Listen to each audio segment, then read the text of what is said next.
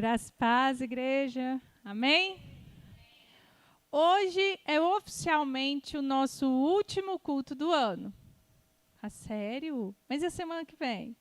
Semana que vem a nossa igreja não vai estar aberta, porque a maioria dos irmãos vão estar com as famílias.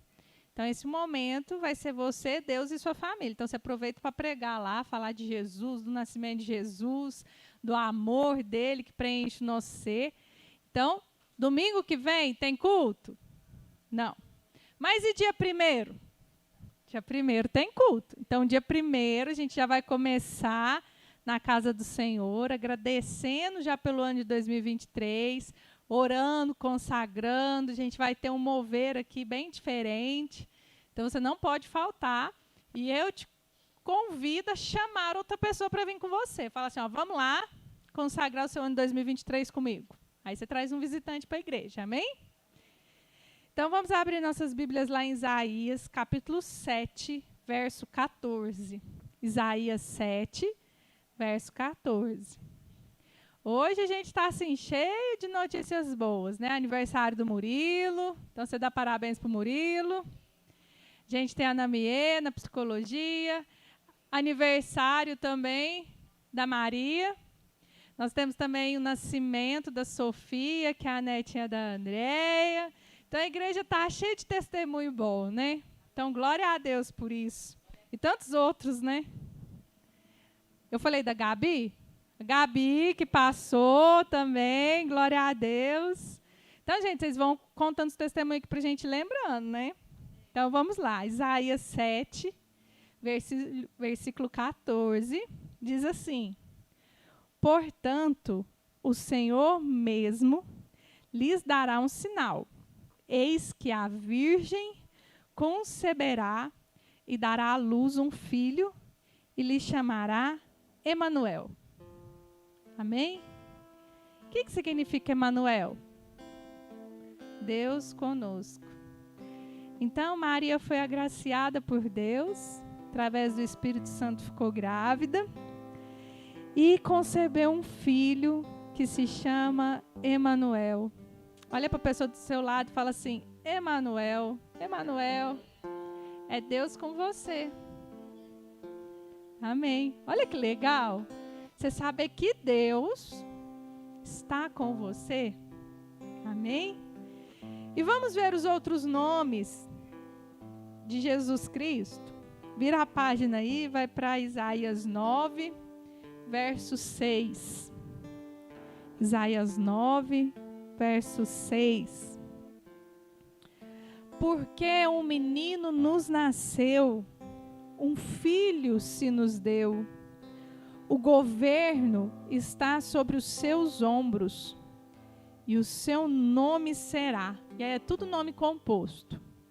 É maravilhoso conselheiro, Deus forte, Pai da eternidade, Príncipe da paz. Além dele ser o Deus Emanuel, aquele que está com você, ele é um maravilhoso conselheiro. Então, igual eu e a gente estava falando sobre psicologia no início aqui, antes de começar, quando você precisar de algum conselho, ele é maravilhoso conselheiro. Repete comigo, maravilhoso conselheiro.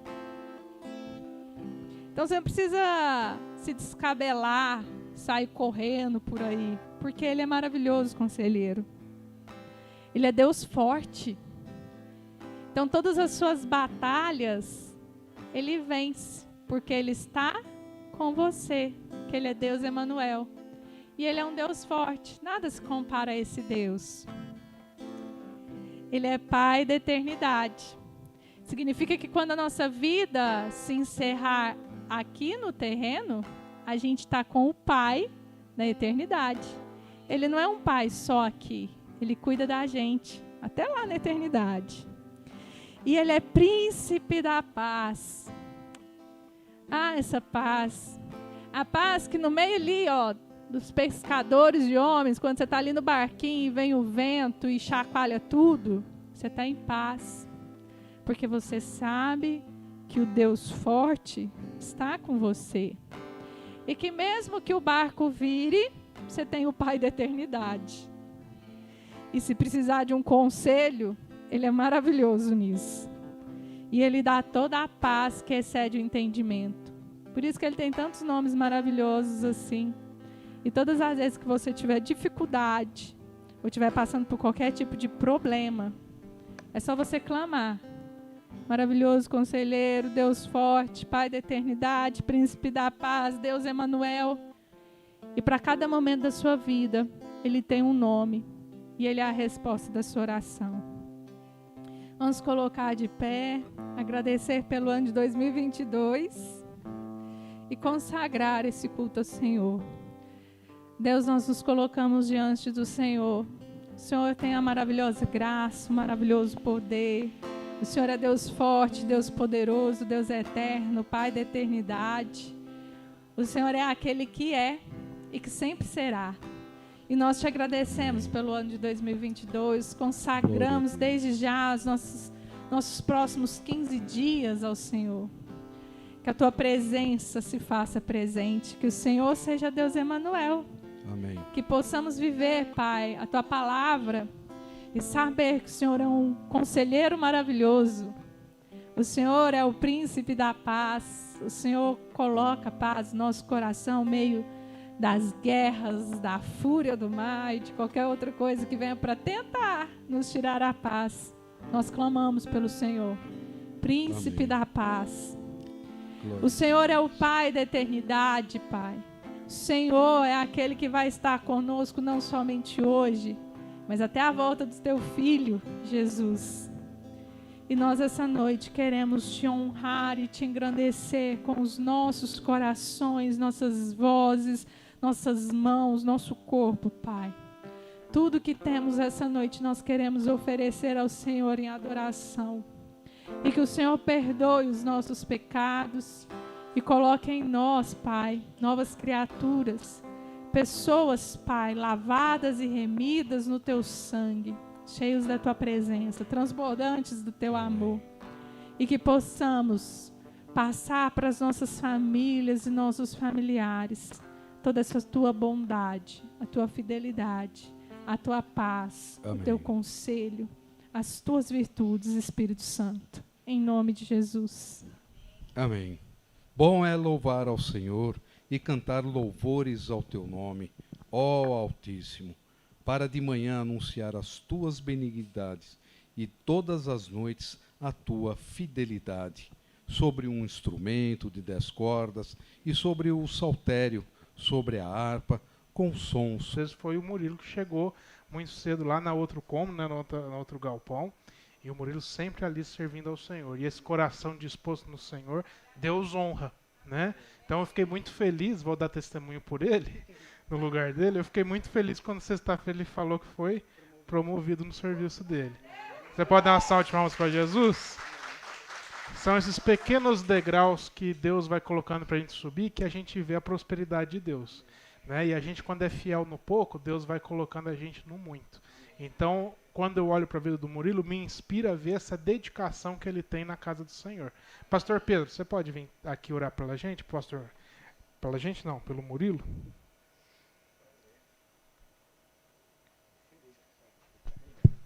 Estenda sua mão, curve sua cabeça, feche seus olhos. Senhor, como é bom estar na tua casa, ter alegria, ter salvação, de participar. Mas agora, em especial, nós estamos participando desse dia tão abençoado na vida do Murilo, fazendo mais um ano de vida. Obrigado pela presença dele no nosso meio. Obrigado, Deus, porque tu o colocou aqui entre nós para ser uma bênção e tem sido uma bênção nas nossas vidas, Amém. Na vida de cada um de nós. Portanto, muito obrigado por mais um ano que ele está completando. Que essa data possa estar se repetindo muitas vezes, sempre ele ao lado do Senhor. Amém. Recebendo do Senhor todas as bênçãos que ele necessitar para a sua vida profissional, sua vida de família, sua vida íntima, todos os momentos da sua vida, Deus, que o Senhor possa estar protegendo a vida do Murilo. Graça te dou mais uma vez pela existência dele no nosso meio, em nome de Jesus. Amém. Amém, graças a Deus. Muito obrigado.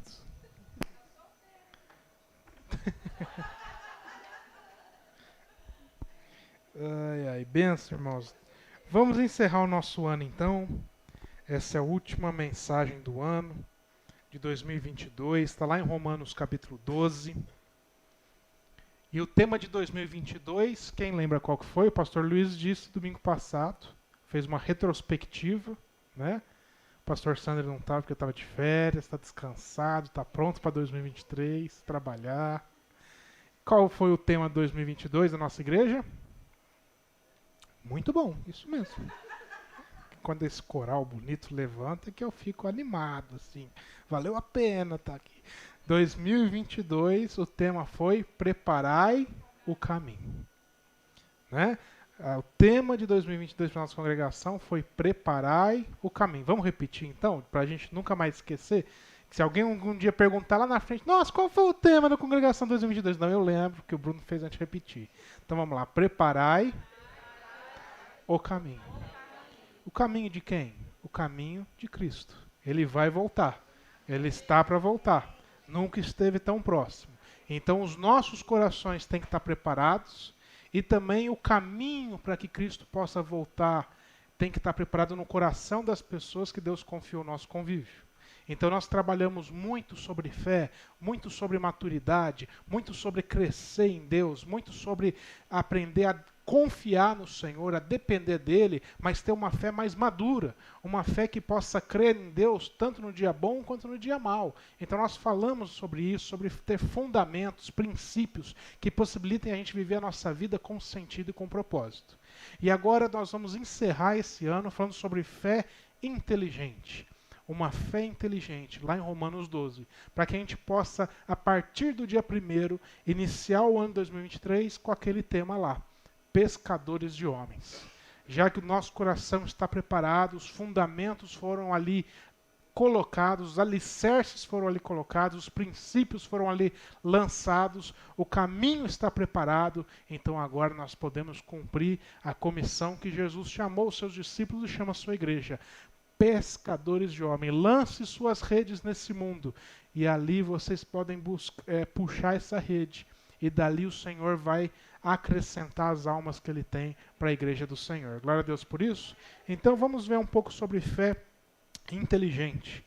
Fé inteligente, Romanos 12, capítulo 12, verso 1 diz assim: Rogo-vos, pois, irmãos, pelas misericórdias de Deus, que apresenteis o vosso corpo por sacrifício vivo, santo e agradável. Vamos repetir isso? Vivo, santo e agradável. A Deus, que é o vosso culto racional. E não vos conformeis com este século. A gente conhece muito esse versículo 2, não é verdade? Não vos conformeis com este mundo, não tomem a forma deste mundo, mas transformai-vos pela renovação da vossa mente, para que experimenteis qual seja a boa, agradável e perfeita vontade de Deus. Nós falamos muito também neste ano sobre a vontade de Deus, que ela é boa, perfeita e agradável. Quem aqui quer experimentar e viver dia após dia a vontade de Deus, que é boa, perfeita e agradável? Glória a Deus por isso. Nós queremos. Todos nós queremos, a gente quer viver isso, a gente quer viver aquilo que está no versículo 2, mas nesta noite eu quero trazer para a gente o versículo número 1, porque para nós vivermos o versículo número 2 na nossa vida, para que nós possamos não nos conformar com este mundo, não tomar a forma deste mundo, não achar que é normal o que acontece neste mundo, e que a gente possa experimentar a boa, perfeita e agradável vontade de Deus, é uma condição, é necessário que primeiro a gente possa entender e viver o versículo número 1. Estamos entendendo isso? Então vamos lá para o versículo número 1, Gil. E vamos ver o que o apóstolo Paulo nos escreve, nos ensina em Romanos 12, 1. Ele começa dizendo assim, olha, rogo-vos. Minha versão está escrito rogo-vos, aqui na NVI também rogo. Ele está dizendo, irmãos, eu rogo. O que é rogar? O rogar não é um pedido comum. Ele não está falando assim, irmãos, eu peço, eu solicito. Não, ele está dizendo, olha, irmãos, eu estou aqui rogando, eu estou aqui levantando um clamor. É uma súplica. É um pedido carregado de intencionalidade. Meus irmãos, eu rogo, eu levanto aqui um clamor diante de vocês. Então vocês entendem a profundidade disso? Vocês entendem a densidade que vem nesse clamor, nesse pedido, nessa orientação que Deus deixa para a gente nesse capítulo? Não é apenas uma solicitação. Tem uma diferença, não é? Tem uma diferença quando a gente está conversando com uma pessoa e a gente percebe pelo tom da voz que o assunto está mais sério. Não é assim? Tem uma diferença quando a gente está trabalhando e de repente alguém, algum chefe, alguma chefe nossa, fala com a gente com outro tom de voz. A gente percebe que a situação é mais complexa, não é assim?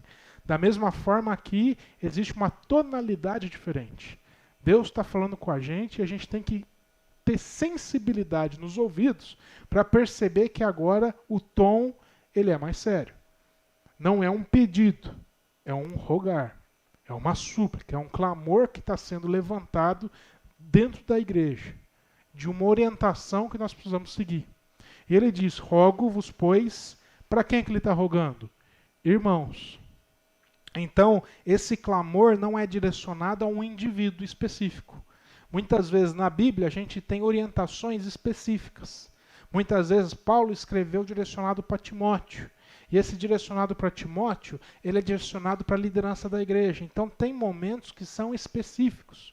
Mas esse momento é para todos os irmãos, para todos aqueles que creem em Cristo Jesus, para todo o corpo de Cristo. Então esse clamor, ele é direcionado para mim e para você. Glória a Deus por isso. Esse clamor nessa noite nos alcança, porque é para cada um de nós. E ele diz, rogo-vos, pois, irmãos, pelas misericórdias de Deus. E o apóstolo Paulo ele vai embasar o clamor dele na natureza do Pai. Não é um clamor que ele embasa naquilo que é um desejo de Deus. Olha, meus irmãos, eu vou fazer um clamor aqui, embasado naquilo que é um desejo de Deus. Não, está dizendo pela misericórdia de Deus. Pelo amor que Deus tem para com vocês. E toda vez que fala de amor, fala de natureza de Deus. Porque João vai escrever na sua carta que Deus é amor.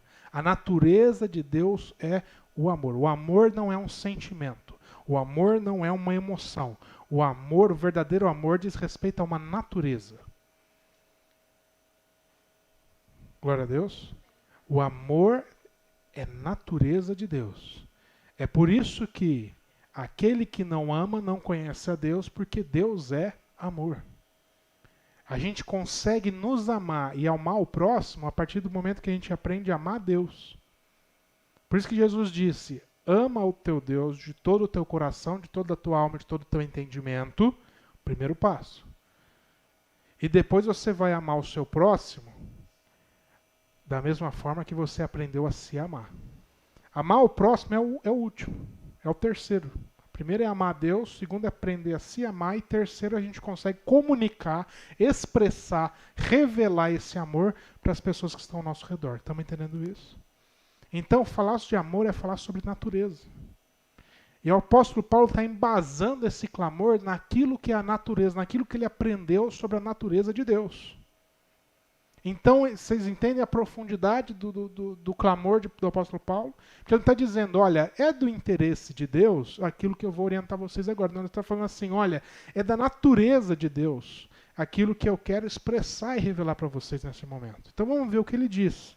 Rogo-vos, pois, irmãos, pelas misericórdias de Deus, que apresenteis o vosso corpo. E muitas vezes a gente leu esse versículo e aprendeu com esse versículo pensando na gente, no indivíduo, na individualidade, o meu corpo físico. Mas eu quero trazer uma perspectiva complementar, sem anular aquilo que a gente já aprendeu, mas complementando, no sentido de que o vosso corpo está no plural e no sentido de que o vosso corpo trata da igreja de Cristo. Porque a igreja de Cristo é o corpo de Cristo, é a noiva de Cristo. Ele compara a igreja de Cristo Jesus, não a instituição, mas nós como seu corpo, no qual possui muitos membros. E muitas pessoas costumam dizer assim, eu sou a igreja de Cristo. Não, você é um membro do corpo de Cristo. Nós, eu, Bruno, você, na nossa individualidade, não somos capazes de expressar o corpo, porque nós somos um membro. Se eu pegar o meu dedo e arrancar o meu dedo, e o meu dedo sair por aí na cidade, você vai olhar para o meu dedo, o que você vai enxergar? Um dedo, certo? Se você enxergar alguma coisa fora disso, você tem problema. É um dedo. Porque um membro expressa a individualidade. Mas quando nós olhamos e conseguimos enxergar isso daqui, nós conseguimos enxergar o corpo. Onde temos muitos membros, onde cada um consegue exercer uma função peculiar às suas capacidades, que eu não consigo e você às vezes não consegue, a que eu consigo, e por isso a gente se complementa. A mão complementa a função do pé, que complementa a função do joelho. Vixe, falar de joelho é um assunto sensível para Ana Júlia, porque ela torceu o joelho. Mas ela vai ficar boa ainda. Então, cada membro vai se complementando no exercício da sua função. E a igreja de Cristo é esse corpo, glória a Deus por isso. Então, quando ele está falando assim, para vosso corpo, eu quero que você entenda que é para a igreja de Cristo. Então, alcança todos nós. Não na individualidade, mas naquilo que é o coletivo. Estamos compreendendo isso?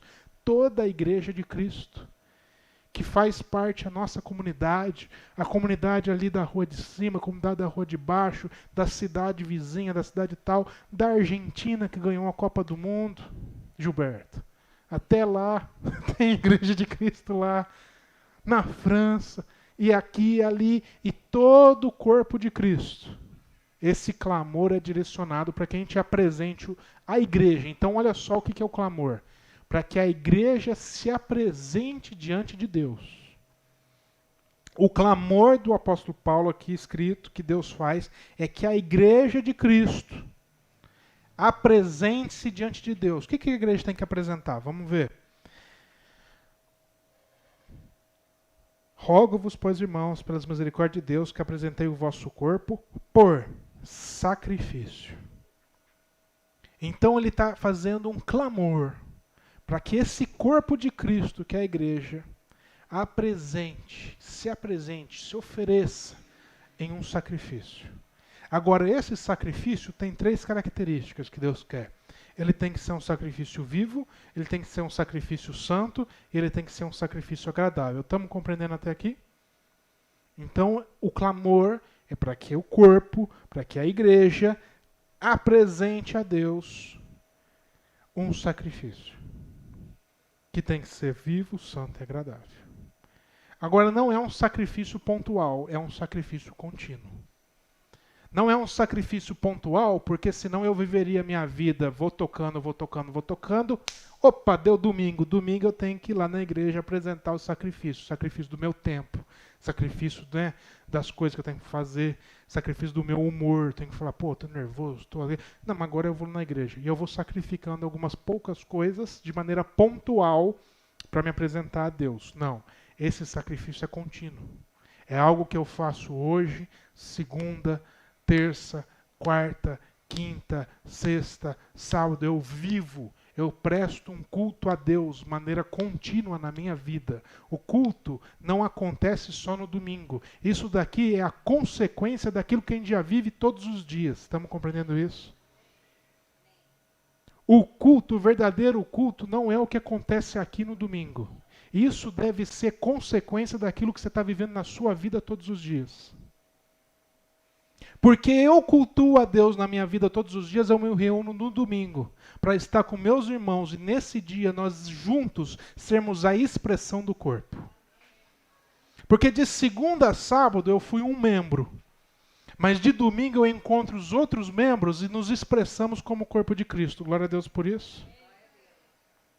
Então, porque eu cultuo a Deus de maneira contínua, eu posso vir num domingo e apresentar um culto a Deus que já é uma realidade na minha vida. Caso contrário, vai ser sempre uma expectativa. Eu venho, o que será que Deus vai fazer hoje? como se fosse um show de mágica. Vamos ver se vai me impressionar alguma palavra, se o Bruno vai ter algum jeito de dar um conselho daí da hora. Se o louvor vai estar afinadinho, se o Paulinho não vai derrubar a baqueta, se o baixista não vai errar a nota, se o cara do violão não vai mudar o tom, se o povo do louvor vai entrar na hora certa, não vai atropelar a música. Vamos ver se vai ser legal, porque dependendo do andar da carruagem, aí vai rolar um culto. Percebe como é que é? Percebe como é que a gente está se apresentando diante de Deus?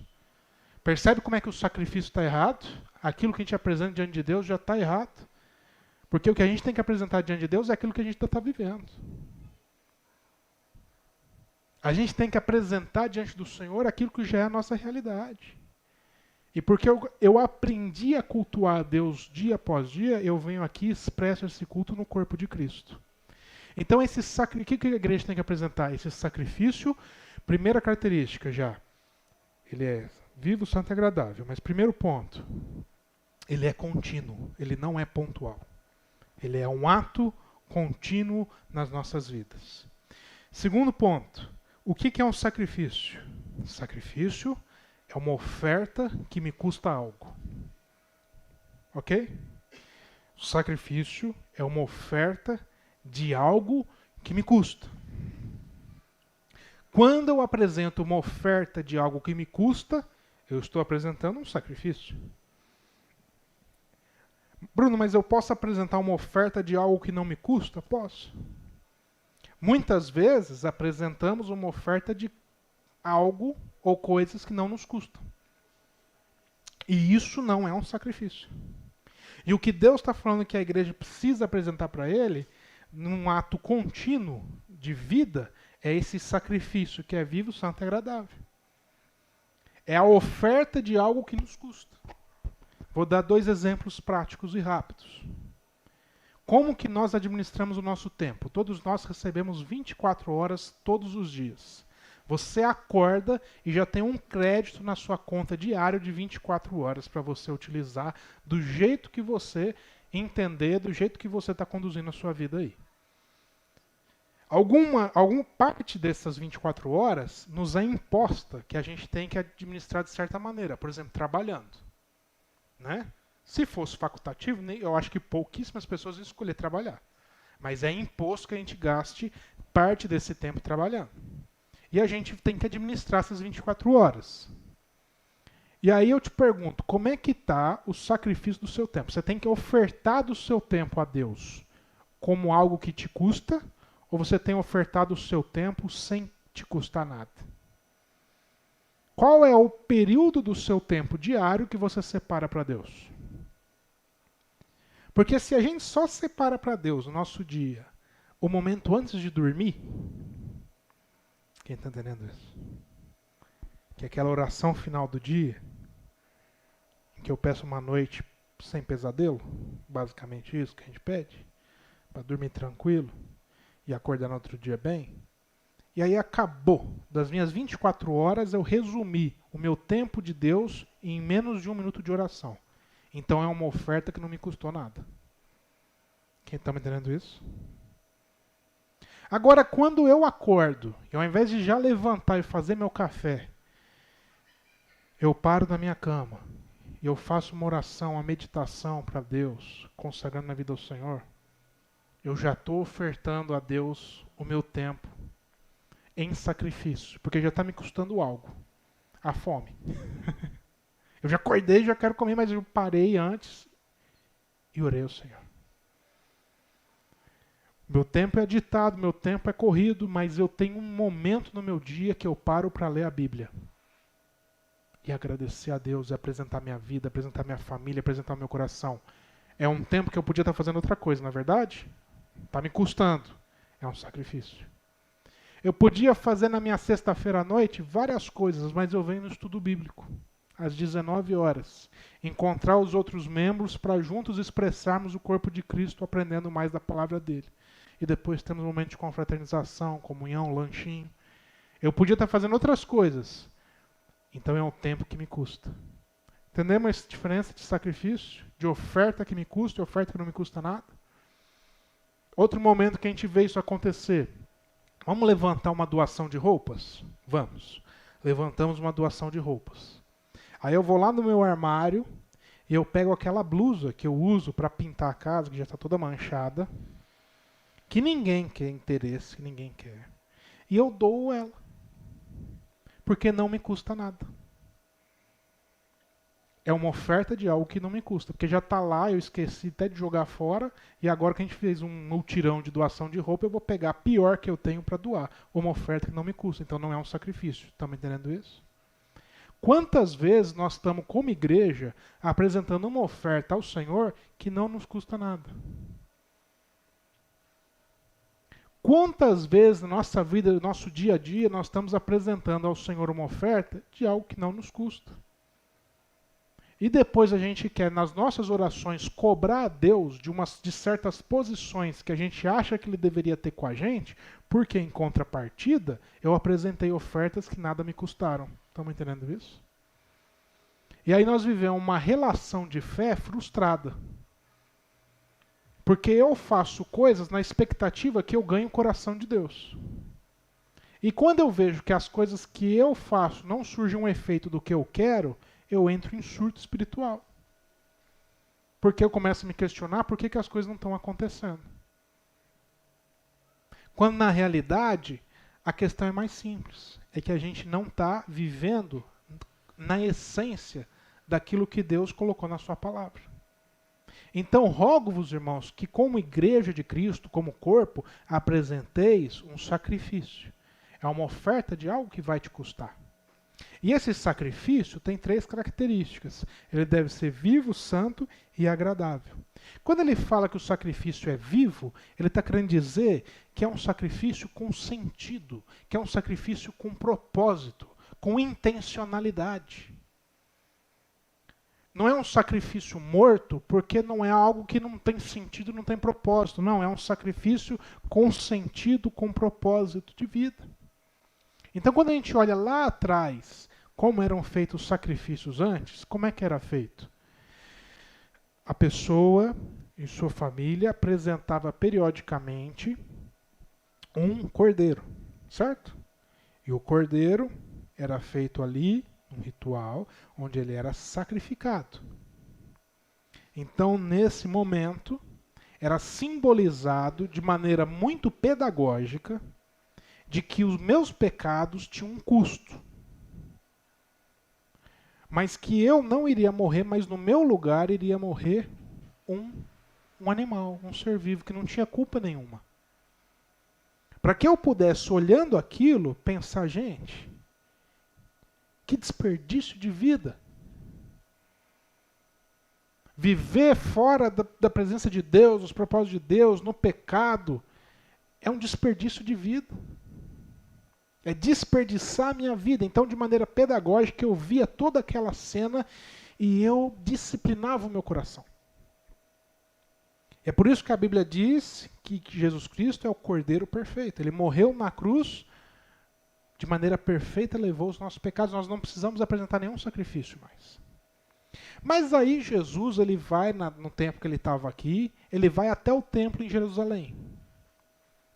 E as pessoas tinham que apresentar um sacrifício, uma oferta que algo custasse. Então imagina você que você tem ali um cordeiro. Para você ter um cordeiro, primeiro, você tem que ter a mãe do cordeiro.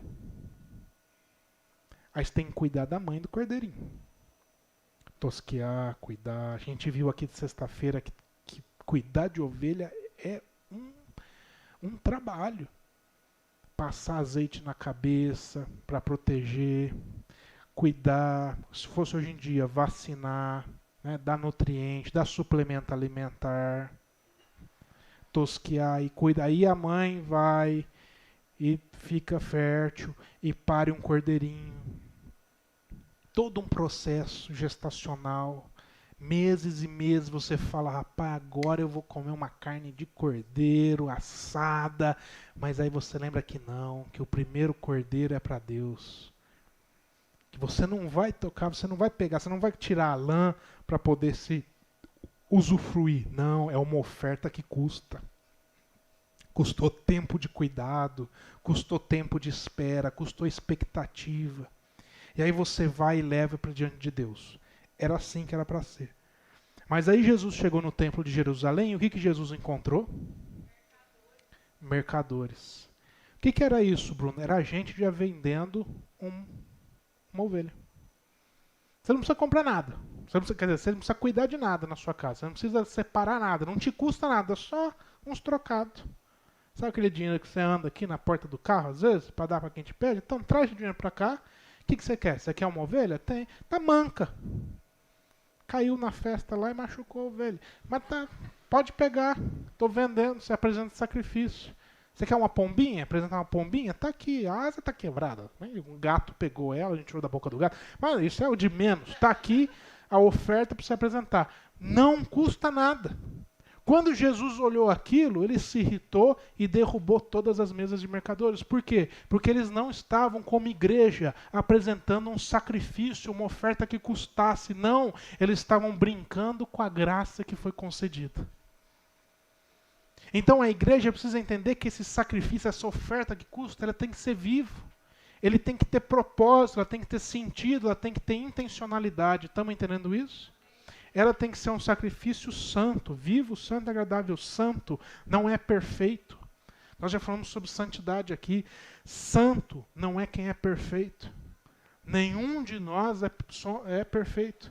Mas nós estamos sendo aperfeiçoados por aquele que é perfeito, por meio do Espírito Santo de Deus. É o Espírito Santo de Deus que nos aperfeiçoa dia após dia, se nós abrirmos nossos corações para sermos tratados no nosso caráter, nas nossas emoções, na forma que nós lidamos com a vida, com as nossas emoções, com nossa perspectiva de realidade. O Espírito Santo de Deus vai nos aperfeiçoando dia após dia. Nós não fazemos nenhum esforço como igreja para sermos santos, porque todo o esforço já foi feito por Cristo Jesus na cruz. E todo esforço fora da cruz de Cristo é teologia do anticristo, que prega que eu e você podemos fazer alguma coisa para nos salvar. Nós não podemos. Porque se assim fosse, não seria necessário que Cristo morresse. Mas Cristo, que era santo, morreu por todos nós, e em Cristo nós somos santificados. Então é necessário que a igreja de Cristo não abra mão da sua santidade. Qual que é o único esforço que a igreja de Cristo faz? Perseverar. Perseverar para que diante deste mundo e das ofertas deste mundo, a gente não abra mão da nossa santidade. Diante das tentações, para que a gente não abra mão de quem nós somos em Cristo Jesus. Uma oferta, algo que nos custe, para que nós continuemos nos apresentando de maneira santa diante de Deus. Não por esforço nosso, mas por não abrirmos mão daquilo que Cristo já fez por nós. E esse sacrifício, meus irmãos, eu estou um pouquinho adiantado, mas não tem culto domingo que vem, então a gente pode dobrar. Certo? Não tem problema. Estou brincando, só mais uns minutinhos. E esse sacrifício, ele tem que ser agradável. Essa oferta que nós apresentamos diante de Deus, de algo que nos custa, como igreja, dia após dia, ele tem que ser agradável. Aí a pergunta que fica é, agradável a quem? A Deus. Mas não é a nós? Não é agradável ao nosso conforto? Porque muitas vezes a gente só quer se envolver com aquilo que é confortável para nós. Muitas vezes a gente só quer se envolver com aquilo que não vai nos tirar da zona de conforto.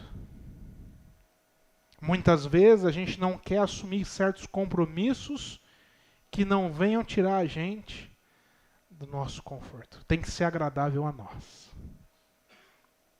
Existe um sacrifício, uma oferta de algo que nos custa. E se a gente está apresentando ofertas que só são agradáveis, que só são de acordo com os nossos próprios interesses, eu tenho uma triste notícia para nos dar. Como igreja, a nossa oferta não está sendo agradável ao Senhor. Porque quando Caim apresentou uma oferta que era de acordo com a sua conveniência, com aquilo que era confortável a sua agenda, Deus não se agradou. Não foi agradável a Deus. Ele rejeitou a oferta de Caim, porque não era agradável a ele. Mas aceitou a de Abel porque era uma oferta que tinha um custo. Era uma oferta viva, santa e agradável. E muitas vezes, como igreja, nós estamos apresentando uma oração, um clamor, o nosso coração diante de Deus, e é como se não chegasse aos céus, como se não alcançasse o coração de Deus, é como se ela se desviasse, assim como a oferta de Caim se desviou, porque não estava sendo agradável a Deus, apenas agradável a si mesmo. Apenas favorecendo os seus próprios interesses. E nós precisamos, como igreja, aprender a apresentar uma oferta ao Senhor que seja agradável, não a nós, mas a Deus. Algo que nos custa, que não é segundo a nossa conveniência. Então tem domingo que eu venho para cá e 4h e 6h é o horário do quê? De jogo. Para nós é de culto. 4h é horário de ensaio nosso aqui, não é? Mas, de maneira cotidiana, às 16 e às 18 é horário de jogo. E às vezes eu vejo que é jogo do Santos. E eu penso assim, hoje o Gil não vai não. Eu acho que o Gil não aparece lá não. 4h jogo do Santos. E aí eu venho aqui, o Gil já chegou. E ele está lá servindo, acompanha o jogo, mas ele está servindo ao Senhor. E eu fico pensando, como que... Às vezes a gente fica pensando que é difícil apresentar ao Senhor uma oferta, viver uma oferta. Não, é nos pequenos detalhes, sabe? É nos pequenos afazeres, nas pequenas dedicações da vida, quando a gente prioriza o Senhor. Quando a gente fala, não, eu não vou me envolver só nisso porque isso me é conveniente. Não, eu vou me envolver nisso porque eu sou membro do corpo e eu entendi que é aqui que eu preciso atuar. E eu entendi que tem um custo. E eu preciso estar lá. Ontem o Paulinho mandou uma mensagem para mim, ó, Bruno, acho que amanhã não vai dar, você toca? Eu falei, não toco não. Você não toca bateria para mim? Não, não toco não. Dá um jeito aí, meu irmão. Ele falou, não, eu vou chegar lá a tempo. E aí eu cheguei, a Lara já falou, ele já está lá, ele já está tocando, estamos ouvindo. Eu falei assim, alguém que deu uma oferta de sacrifício ao Senhor. Porque custou algo a ele. E não precisa ser só aqui dentro da igreja, meu irmão, porque aqui é domingo, é 1h e meia que a gente passa junto. É no dia a dia. É de segunda a segunda, é na sua casa, é no seu trabalho, é no trânsito, é na vida, é na família. Qual é a oferta, qual é a qualidade da oferta que nós temos apresentado ao Senhor? Porque quando a gente entende isso, olha o final do verso 1. Este é o culto racional de vocês. Quando a gente entende isso como igreja e é capaz de apresentar essa oferta, esse sacrifício vivo, santo e agradável, Deus olha para nós e fala, esse é o culto racional da igreja de Cristo. O que é um culto racional? Um culto consciente, um culto com intencionalidade, com propósito, uma fé inteligente que a igreja de Cristo vive. Nós não servimos, adoramos ou nos apresentamos a Deus de acordo com nossa emoção. Não é um culto emocional, é um culto racional. É um culto que tem uma fé inteligente, de pessoas que entendem o que estão fazendo porque entendem quem são em Cristo Jesus. Que entendem quem eram antes de Cristo, quem são hoje em Cristo Jesus. Então apresentam a Deus um culto racional. Eu não dependo de chegar aqui e ver que as notas saíram afinadinhas ou se o louvor saiu ok para poder adorar a Deus. Eu venho aqui e às vezes mesmo no nosso erro aqui, dos nossos irmãos, eu me incluo, eu sou capaz de adorar a Deus. Eu não venho aqui e sou capaz de adorar a Deus e cultuar a Deus se a palavra for perfeita, sem erro de português, ou se o pregador da noite conseguir expressar. Não, e mesmo que seja uma miséria, eu sou capaz de adorar a Deus, porque eu já tenho adorado a Deus aqui na minha casa, de segunda a segunda, e quando eu chego aqui, a gente se junta para adorar junto ao Senhor e prestar nosso culto a Deus. Estamos entendendo isso? Esse é o nosso culto racional. O Senhor não busca em 2023, meu irmão, uma igreja emocional. Que hora está bem, hora não está bem, hora está feliz, hora está triste, hora está com raiva, hora está com amor. Não. Ele busca uma igreja que apresente um culto racional, com uma fé inteligente, uma fé constante. Porque só assim nós vamos ser capazes de não nos conformar. Passa para o verso 2 aí, Gil. Não nos conformar com este mundo, com os padrões de vida deste mundo. E podermos experimentar qual seja a boa, perfeita e agradável vontade de Deus. Glória a Deus por isso. Você pode se colocar de pé no seu lugar. Vamos ter um momento de oração.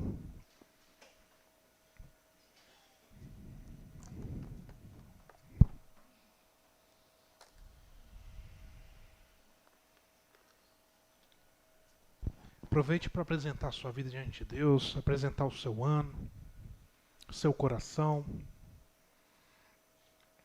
De repente você chegou aqui essa noite e você está terminando esse culto. E você entendeu que você não tem apresentado um culto contínuo ao Senhor. Mas nessa noite Deus, Ele quer renovar a sua fé. Ele quer que você saia daqui com uma fé renovada. Ele quer que você saia daqui com aquele coração aquecido por aquela chama que arde. Aquela fé, aquele amor que arde no peito, que faz a gente viver as nossas vidas com propósito, com sentido, com intencionalidade. Ele quer que você saia daqui e termine o ano de 2022 e já comece o ano de 2023 apresentando um culto ao Senhor de maneira contínua. Que a sua vida, que a minha vida, que a nossa vida seja um culto contínuo ao Senhor. Onde você possa olhar e falar assim, eu não preciso esperar domingo, chegar domingo para cultuar a Deus. Eu já cultuo a Deus na minha casa hoje, eu já cultuo a Deus no meu trabalho hoje, eu já cultuo a Deus na minha família hoje, eu já cultuo a Deus todos os dias. E domingo eu me junto com os meus irmãos, com os outros membros, para nós sermos a expressão do corpo de Cristo, daquilo que nós já temos vivido com Deus durante a semana. Oh Deus, nos ajuda como igreja do Senhor. Nos ajuda a apresentarmos a Ti uma fé madura, uma fé inteligente. Quantas vezes as nossas crises diante de Deus, as nossas angústias, até mesmo as nossas ansiedades, os nossos desesperos, os nossos nervosismos, são fruto do nosso distanciamento do Senhor. São fruto de nós termos nos distanciado de Deus. Quantas vezes nós estamos passando dificuldade, vivemos 2022 com crises, com perguntas, com dúvidas, que foram fruto do nosso distanciamento do Senhor. Fruto de nós termos apresentado a Deus uma oferta que nada nos custou. Mas Deus, por nos amar e ter misericórdia de nós, da sua igreja, Ele hoje nos reuniu para que nós possamos nos lembrar da sua palavra e para que nós possamos terminar o ano de 2022 apresentando uma oferta com um propósito, com algo que nos custe.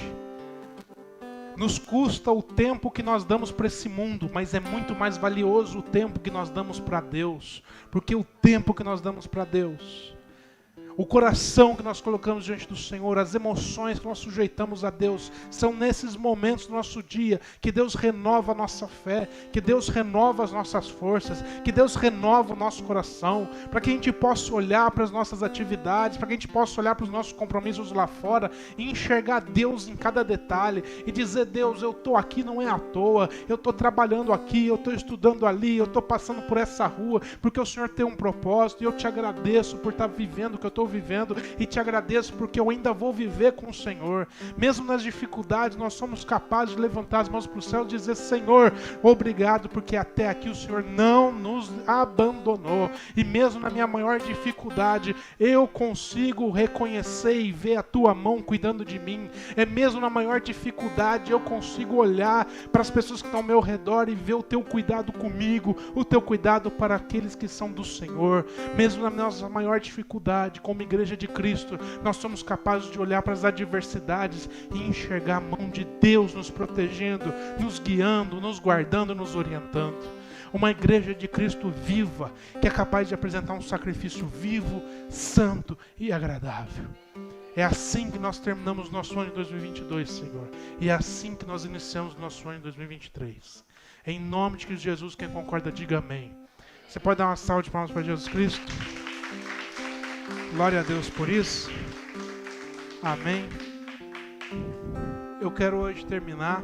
Em 2022 eu sempre terminei o culto chamando o pastor Michel, o pastor Pedro, o pastor Luiz. Mas eu queria hoje terminar e a gente poder terminar junto. Podemos terminar esse ano junto? Você pode aí... Eu ia pedir para a gente dar as mãos, mas a gente está... É Covid, não é Covid, não sei o quê. Então você no seu lugar, sinta-se aí de mão dada com seu irmão, em comunhão com uma família de Cristo. Curva a cabeça. Senhor, muito obrigado por essa noite. Nós apresentamos todas as atividades, tudo que foi desenvolvido na tua igreja nesse ano de 2022. Apresentamos cada família que está aqui presente, aqueles que não puderam estar, que já estão de férias, já estão em viagem. Oh Deus, nós te agradecemos e queremos encerrar esse ano na tua presença, assim como nós iniciamos na tua presença. Nós queremos encerrar as atividades dessa igreja na tua presença, debaixo da tua orientação. E nós oramos, Deus, para que o teu amor esteja sempre presente nas nossas vidas e nas nossas famílias, para que a tua graça, a graça de Cristo, esteja sempre presente nas nossas vidas e nas famílias dessa igreja, e que a comunhão do Espírito Santo sempre esteja presente nas nossas vidas e nas vidas das famílias dessa igreja, até a volta de Cristo Jesus, porque assim nós cremos e assim nós vivemos. Essa é a nossa oração em nome de Jesus. Quem concorda, diga amém. Amém. Que Deus te abençoe, que você tenha um encerramento de ano abençoado e de vitória na sua vida. E nós nos vemos no ano que vem, no dia 1º. Amém? Deus abençoe, uma ótima semana. Glória a Deus por isso.